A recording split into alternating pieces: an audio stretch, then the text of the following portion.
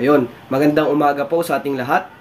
The research that I will be presenting is entitled Formulated Organic Solutions on Rice Seedlings Through Hydroponics, an innovative basis on information, education, and communication materials.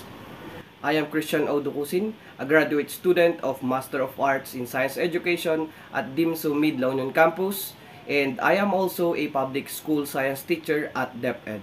Dr. Annalyn Sagun here was my thesis advisor and at the same time the Dean of the College of Agriculture at DIMSU North La Union Campus. Well, this research is more of a futuristic approach toward the most formidable opponent of innovation, which is climate change. Questions like, what if soon, as the global warming intensifies the heat accumulation on Earth, our rice seedlings won't be able to grow in a conventional soil-based method? Or what if soon, the storms will become stronger that the only option for growing rice seedlings is inside a laboratory or greenhouse perhaps?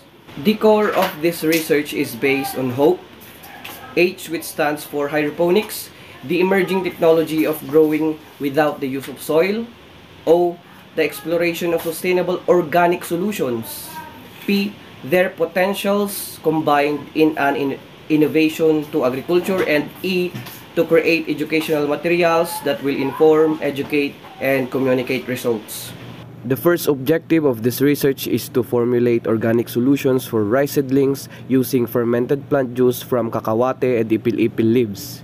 Second, to evaluate the growth performance of rice seedlings on different organic solutions through hydroponics in terms of the following growth parameters: days to emergence, plant height, number of roots, root length, length of leaves, chlorophyll content, and percentage survival. Third is to determine the significant difference between the experimental and control groups as to the growth performance of the rice seedlings. Fourth, to evaluate the cost of production of growing rice seedlings using formulated organic solutions from fermented plant juice through hydroponics. And fifth is to create information, education, and communication materials. As to research methodology, the randomized complete block design was used using 7 treatments replicated rice. T0 implemented the conventional soil-based method, while T1 to 6 employed hydroponics. Treatments 1 to 5 used different percentages of the organic solutions, and the last treatment used the liquid nutrient solution commonly used for hydroponics.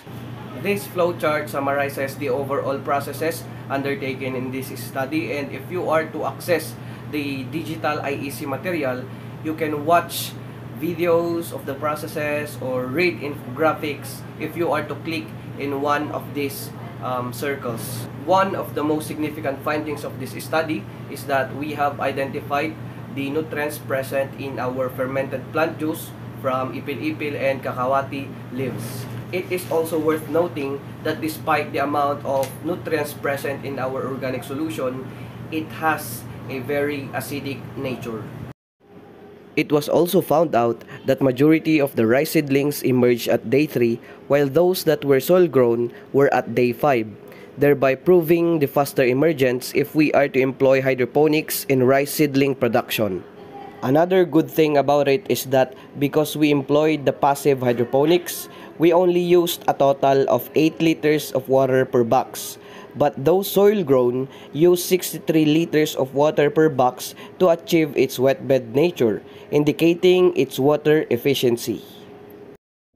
But then again, due to the acidic property of our fermented plant juice, the plant height, length of leaves, and chlorophyll content of the seedlings grown there were significantly affected.